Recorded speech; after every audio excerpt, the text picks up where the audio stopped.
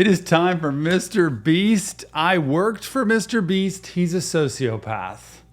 Here's Weddle doing his thing, talking about his time with Mr. Beast. I haven't known any of this. Tom Stevens, your resident psychotherapist. I am a mental health professional. I talk to people every day in my office about their life problems. I talk to a lot of people like Weddle who have been through a lot of chaos and craziness at their work, ending up leaving, getting a severance check, and another guy got fired on top of that who was just trying to support him.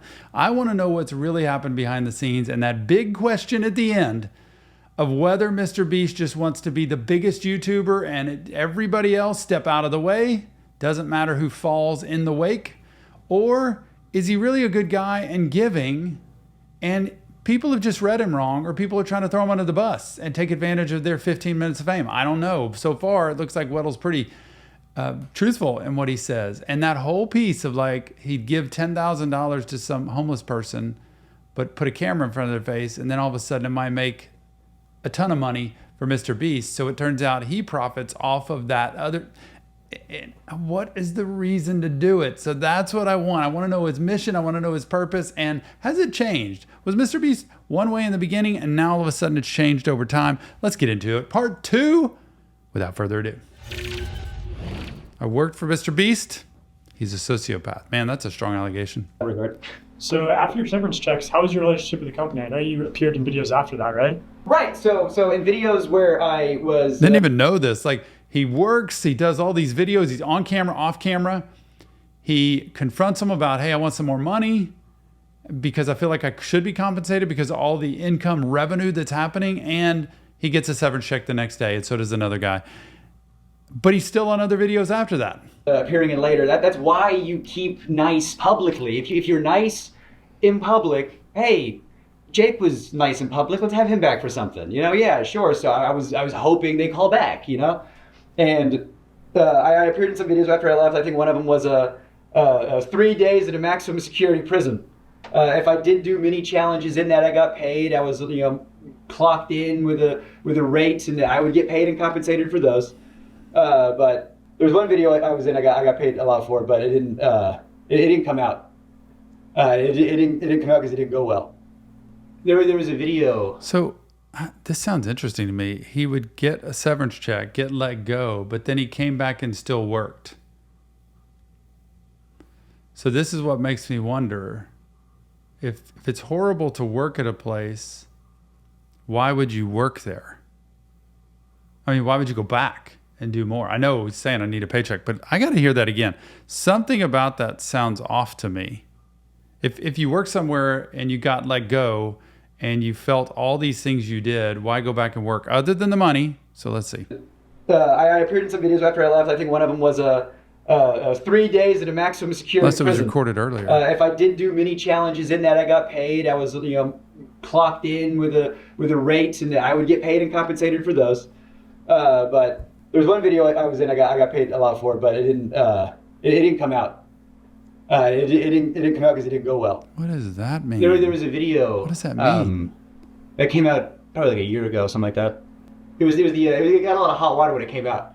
It was the like surviving like $10,000 every day you survive in solitary, or surviving solitary for whatever. It was one of those solitary confinement videos that got a lot of media attention because everybody saw the premise and thought, what?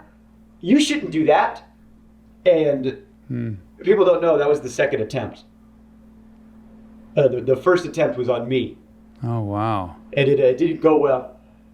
I feel like a lot of this messed with his head, and really, and this is the thing, like you've already been in this company before. So what I gather is he came back and he did more work, and that's the solitary confinement thing. And some of these things do look like they push way too far. I saw one video, this is way back, where a couple people I think were surviving in a grocery store or something, or some kind of store that had all kinds of stuff for a certain number of days, and they would do all kinds of things to mess with them and see who could outlast and you get a bunch of money or something. And I'm thinking, what's the fine line between mentally, like you got to know, number one, are these people in a mental state that they can handle this? And number two, are you pushing them to their mental limits, all for profit or gain? And man, especially in a solitary confinement situation, you put somebody in a room with no windows and lights for, X number of days, weeks, it can go really bad. And I feel like something happened with him because he said that was his second attempt. The first was on him and it just got pushed away. What happened? This is terrible. I was already planning on moving to New York, and I worked at a couple of YouTube companies after Beast. And I had a little bit of change in my pocket, the most change I had in my pocket ever. Small potatoes, compared to Beast bullshit. But I thought I had enough to move to New York or whatever. And I get a call from somebody over there, and they go, "Hey, they want you for a video." I was like, "Oh, amazing, great, cool, thank God." What's the video? And they tell me the pitch. And they try to make the pitch sound like it's going to be like a walk in the park. The pitch is 100 days in solitary confinement. But don't worry, like you only have to last like 30. We have like a video. They're pitching it like at first it's going to be like a luxury vacation. You're going to have like a hot tub and an ice cream machine. And like part of the video is going to be you deciding like what items am I going to get rid of, today? And it's like the choice. They were like, it's only going to be bad for you to last like 5 days tops when you have like nothing left. You're the first, it's going to be like a breeze for most of it. And by the end of it, after 30 days, you're going to get $300,000 because it's $10,000 a day. And I don't know, man.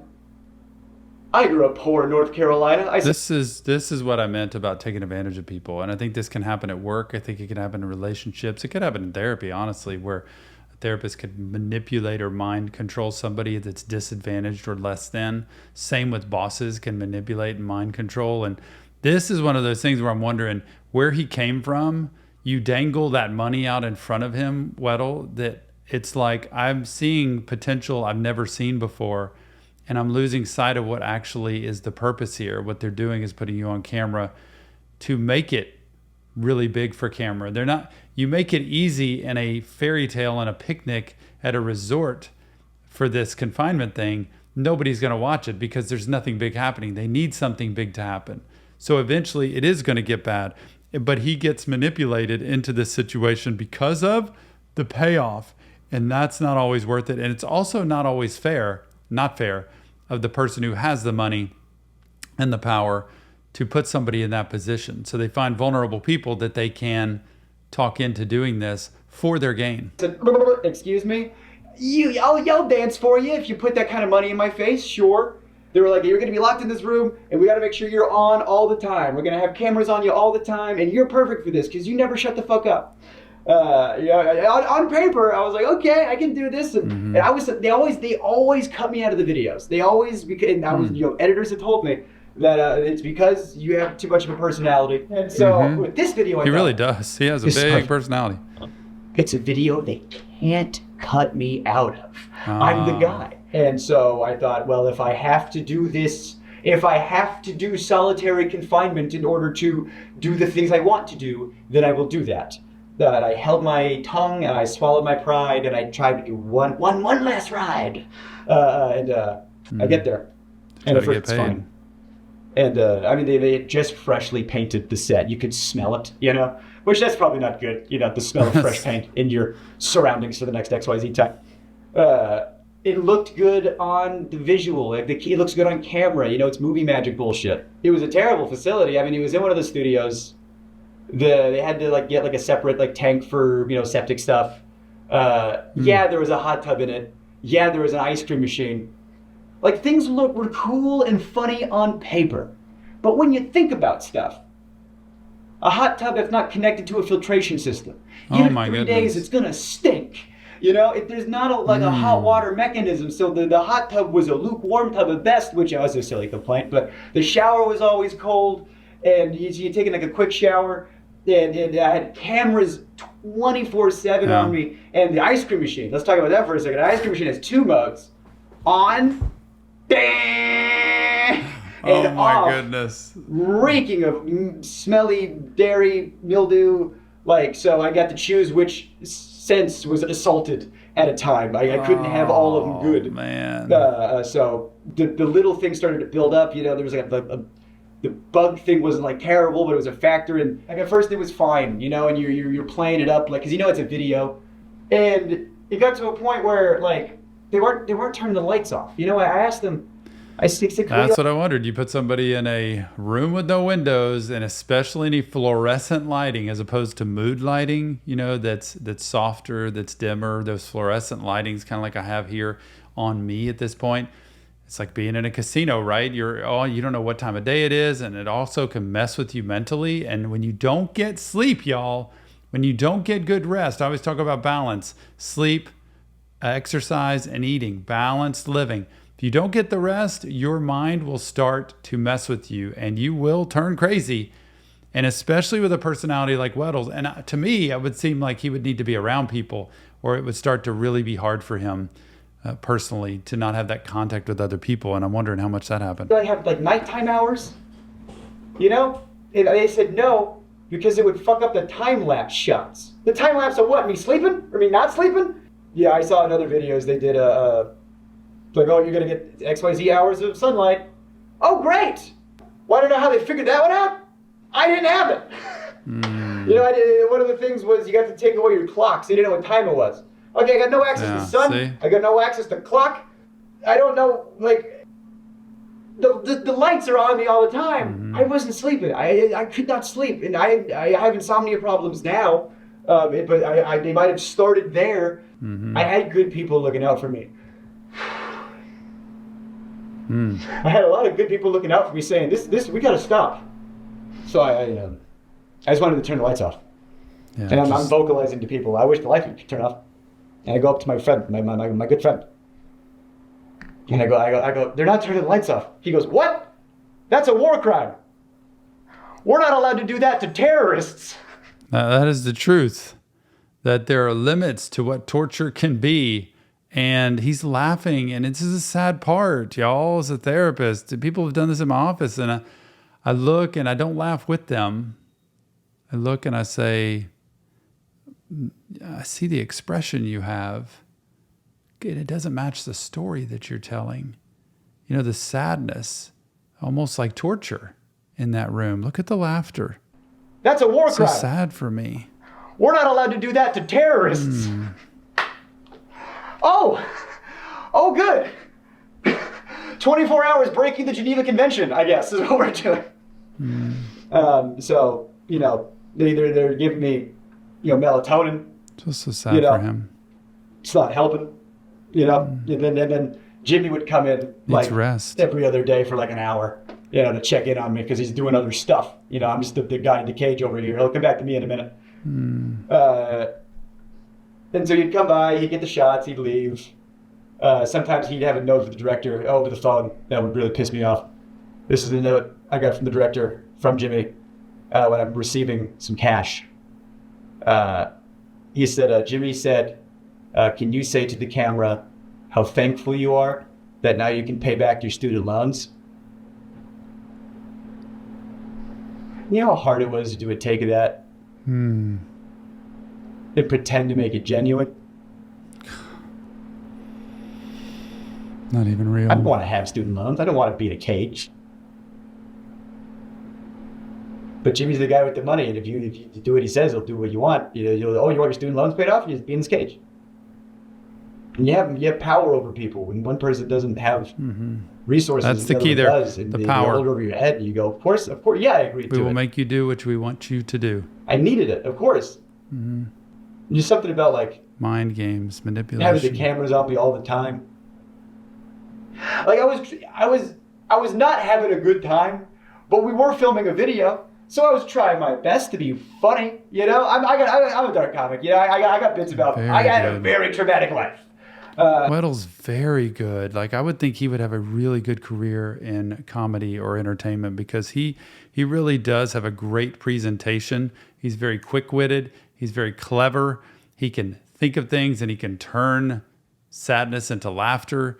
He's really got talent. I have my dad is in jail for sexual assault of a minor. So this kind of stuff is very near and dear to my heart. I don't fuck around with this shit. I have jokes about that in my act. I joke about it because that's what you do in a traumatic experience. Abusive relationships. I get out of it. The first thing I do is I do a typine about it. So I'm in this situation where my mental health is not good. My physical health is getting worse. But they need to get help for everybody. So I'm doing bits. minutes. You need a therapist I'm talking to the camera. on set. And I'm being, like, hey, it's been a couple days. I'm not doing so hot, which if I'm filming a video, that's what I should be doing for the camera. But it was too real. If they're faking videos, why couldn't we fake this one? Yeah, that's a really good point. If we're allowed to let these cast members have some time off of this difficult challenge, how come we couldn't turn the lights off? That's a really good point. How come we couldn't maybe not have some time-lapse footage for 10 seconds? Makes total sense. Did you try to get out? Yes! I was starting to calculate, I don't know if I could do 30. How much can I, how can I manage to get out of here sooner and still have a video and still have some cash and get the plug, man. I did. Since we're doing time-lapse shots and since they insisted on time-lapse shots, I said, all right, we'll give you time-lapse shots back. I put my YouTube on with the whiteboard they gave me. And I was like, all right, yeah, go ahead and scrub that footage. You got that whiteboard. Oh, no, either that goes in or this footage is unusable. And then, James Warren came in and erased it. Don't put that. Hey, we can torture him. Don't you dare let him get a plug in there. Clever. Like we were playing up the joke. It's like I'm the boy in the cage. Whatever. Like I'll play into a joke. Whatever. It's fine. It's just something weird about when Jimmy jokes. I have jokes about my dad because I love jokes with my dad. I'll joke with my dad all the time. That guy's a piece of shit. I hate my dad. But I have friends that make fun of my dad. That's fine, because I know their intent. I know where they're coming from. When Jimmy joked with my dad, and I said that to seem weird. I don't like it. We were doing that one of those hide and seek videos. Again, at the time they were a lot realer. So I got caught, and when you get caught, you go to the place where you get caught. And I don't know if there's footage of this. I don't know if I definitely didn't make the final cut. But he says to me, "All right, you'll go to jail. Like your dad." And it's a joke. Not a joke. But when Not to me. my friends do it, it's fine. And Jimmy just wasn't my friend. He was my boss. And that wasn't cool.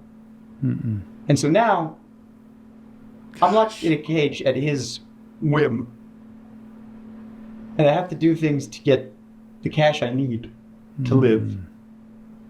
And I got these cameras on me all the time. Preying on these people. And I was unwell. I had editors coming up to me saying, "You good, bud?"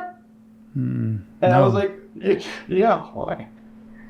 You're clearly unwell." And he goes, "This is not good," and he's still not well. I mean, he needs help. They need to be able to provide help, and they needed to provide help during the time. This is the mental health piece of it's not okay to just do this to people and not worry about whatever happens later, because there are lifelong consequences of this. The trauma that he's been through in the past, which, by the way, I don't know how much they screen people who they do videos with, not on the spot for sure, but even in long-term situations like this, to make sure they are mentally and emotionally prepared to get into what they are about to get into, the trauma he's had in his past. It's tough enough on anybody who hasn't had it. If you haven't had that trauma that he's had, you can weather the storm a lot more. Is re-triggered here.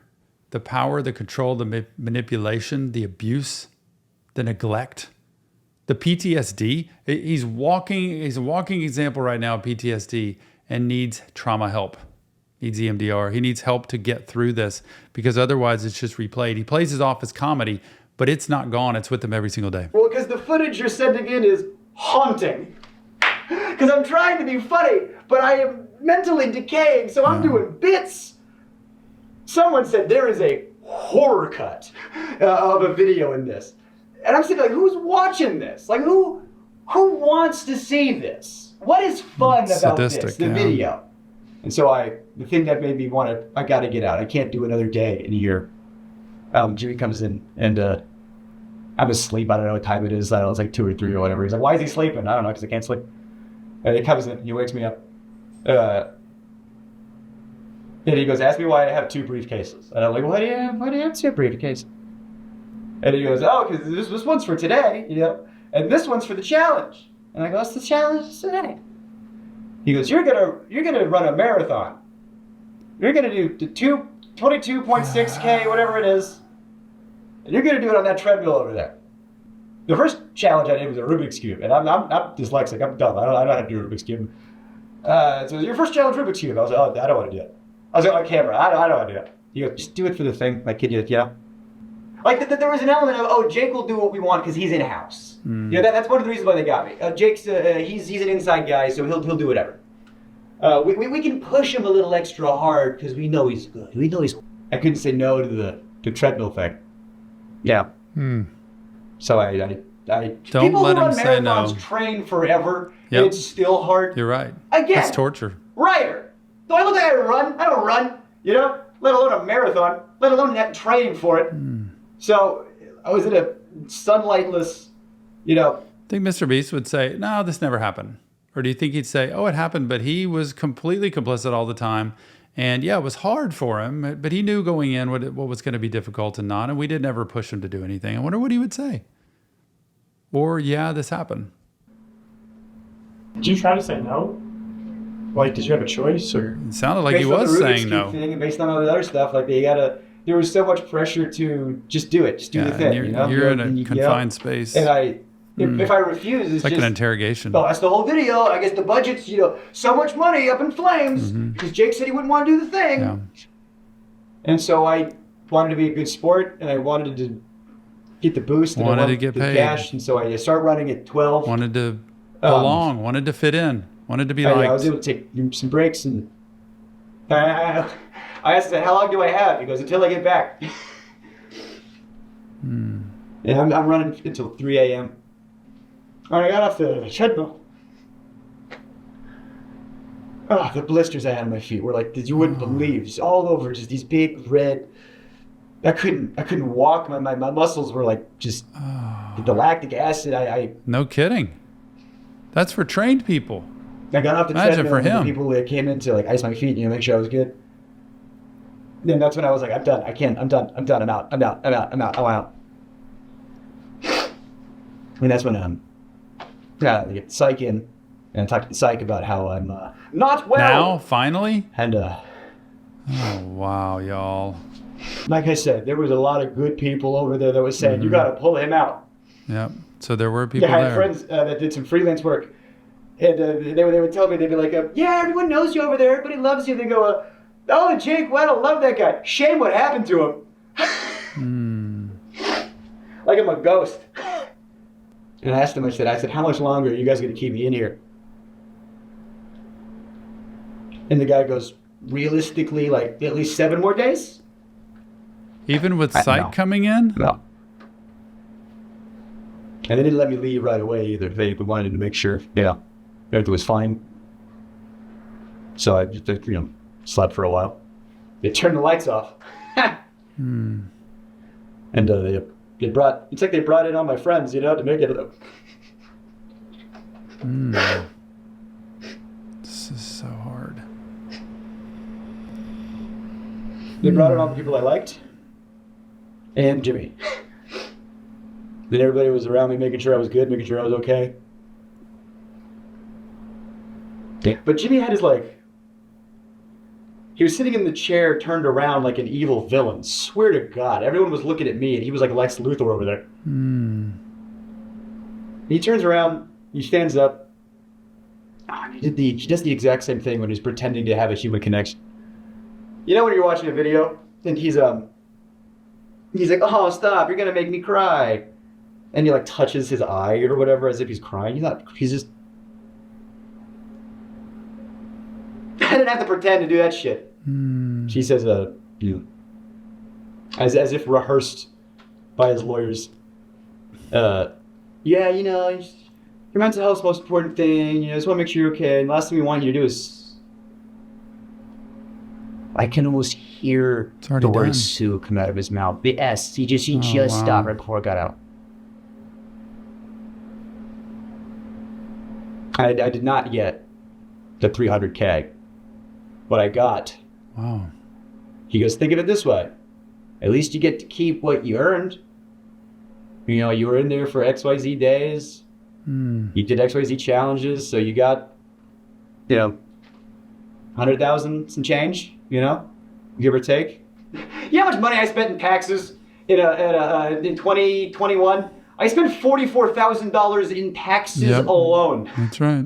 And now I spent all that money on doing stand-up. I bought plane tickets to go do comedy festivals.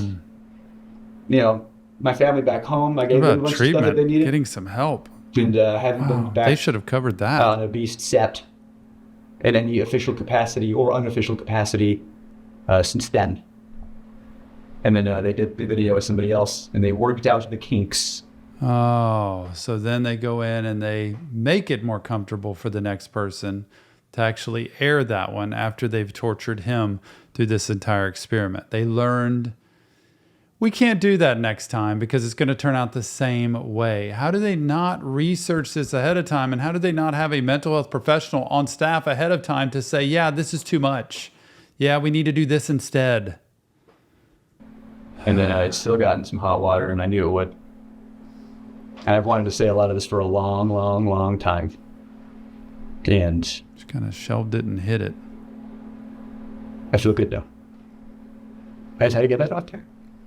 So I just want to hop in here and show some text that Jake sent me after this interview. This is July 29, 2021, a few days after he got out of solitary. How are you feeling after a few days? Better. I still couldn't sleep even a few days out, but I almost have my sleep cycle back on track. My legs and joints are good, but the blisters on my feet still hurt to walk on. Medical advice I got was not to lance them and just let them go away with time. I'm mentally still in an uneasy place, but I've gotten back on BetterHelp. My therapist is a little concerned, but we are working on things. Well, I tell you what, I wouldn't put him on BetterHelp. I love BetterHelp. They've been a sponsor on our channel. But in this situation, I've got to look at every case differently. He needs to be in person with somebody. He needs trauma work. He needs EMDR. Still to this day, I know this is 2021. I would love to see where he's at today, because doing a virtual therapy in this situation with what he's been through, look, it's better than nothing. I recommend BetterHelp a lot of times to a lot of different people, not in this case. He needs somebody in person. He needs somebody specialized in working with trauma, and he needs to go through this with EMDR so that he can desensitize the brain to the trauma that's happened and be healed from this. So, Weddle, if you're out there, I'm hoping that's happened since. Glad he got the therapy, but I really recommend an in-person connection for him so that he can really have that. It's just a different thing when you're in person with somebody. Reminder, this is not supposed to be a traumatic life event. This is supposed to be a MrBeast video. Hey, Jake, hope you're doing okay. Meg and I just wanted to check in on you. Hey, I'm good, and I appreciate that. I'm not exactly 100%. I feel like mentally I'm still recovering a bit, but back in therapy, and my therapist is concerned. Haha, but my legs and joints feel better. Like I can walk, but my feet are still covered on those blisters, and those hurt to walk on. But I was told the best thing to do is stay off my feet and let them heal. I'm in Raleigh with my family. Also, it'll be like a month before I get the money, and they aren't giving me all the money. They're giving me what I won up to that point in the game, which was also a slap in the face, but hey, I'm out, I'm alive. Therapist who knows and cares about you. The whole thing was so fucked, and honestly, fuck them for not giving you the money. Meg and I are wishing you the best with your recovery, and please feel free to reach out if you need anyone to talk to or need a place to crash in New York. Hope you're doing well, man. That video you uploaded is money. So good. I appreciate. I'm doing better physically. Mentally, I'm still kind of in a place. Videos. I still can't sleep. I've slept 5 hours in the past 3 days, marathon included. I don't know what's wrong with me.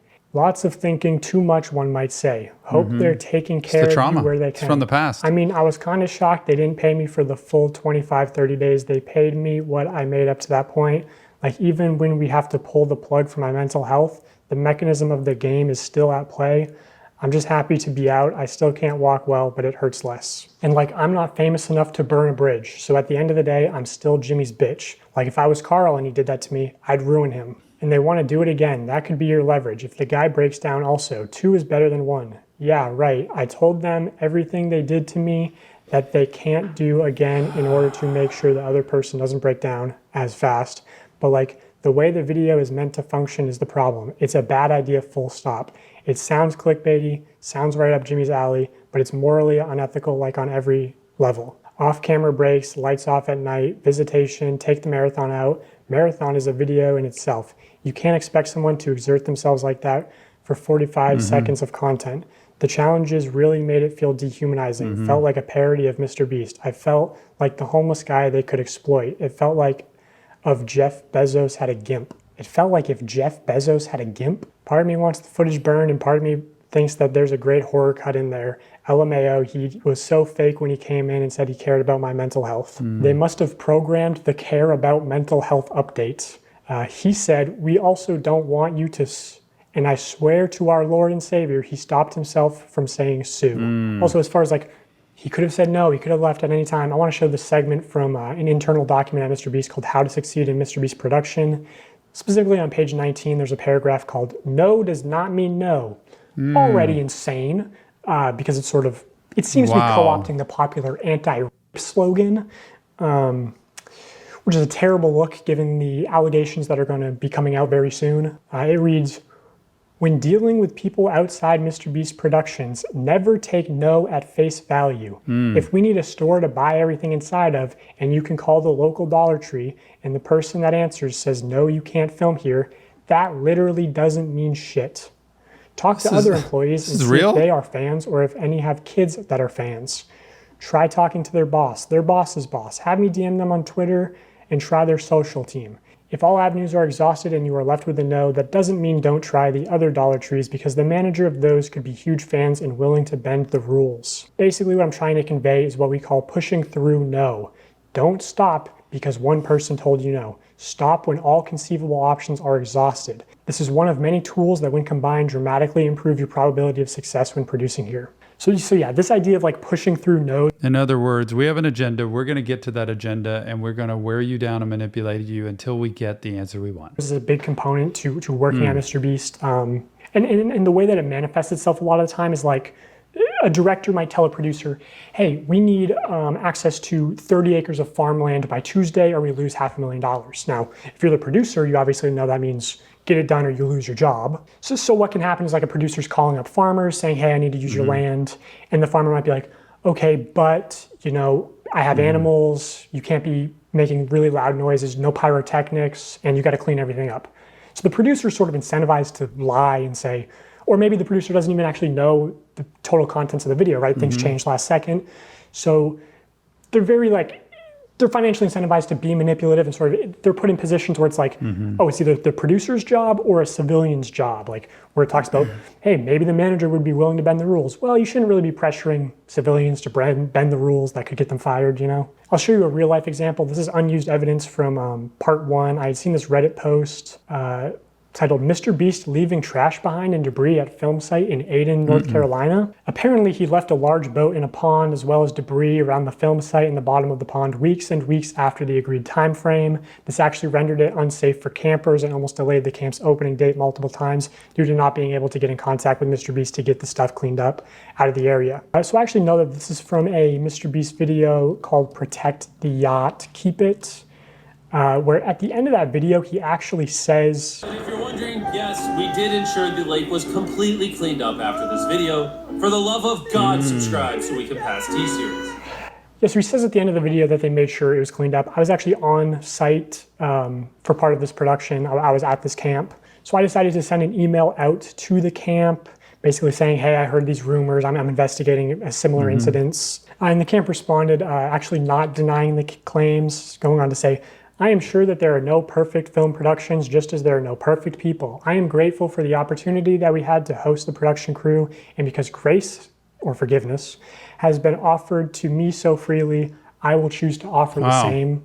So clearly alluding to the fact that there was a wrongdoing by MrBeast production team. And that's like sort of the thing is... Just didn't want to get into that. Just kind of let it be what it is. If you're around Greenville, you know these stories of people working with MrBeast and it being extremely unprofessional, them not doing what they say. But they sort of get by a lot with on all their, the money their they have. Public image. And like, I mean, this camp offered to host them completely for free. And I guarantee, like, if you went to the lake at the camp and you went magnet fishing, like, you'd find all sorts of debris that's still there to this day. Like, they didn't clean it all up. So in the case of Jake Weddle, like, I'm sure that there were producers who were in a position of, hey, if Jake gets out early, we don't have a video, and your job is at risk. So there's a tremendous amount of pressure on top of, like, him being delirious from not sleeping and everything to just manipulate him into staying.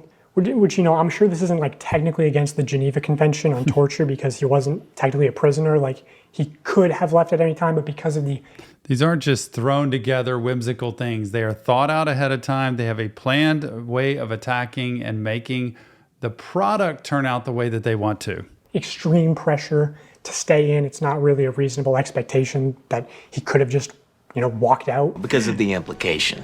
Wow, that is the meat of this, part 2, and there's still a part 3 coming, but this was the meat of the entire issue with MrBeast, and I'm learning a lot, not knowing about MrBeast, but this sounds like a really genuine account from somebody who is on camera and off camera, in front of and behind the production on MrBeast, and it's sad for me to see. This whole thing is devastating for me as a mental health professional because of the trauma involved and how much he still needs, probably this day, therapy for trauma and for what happened. And MrBeast and the production just moves on. So I can't wait to hear a response from MrBeast and to see the final piece of this. Please come back for that. Let us know your comments, what you think about this, anything else in the insight you have on this, because mental health wise, this is not good at all.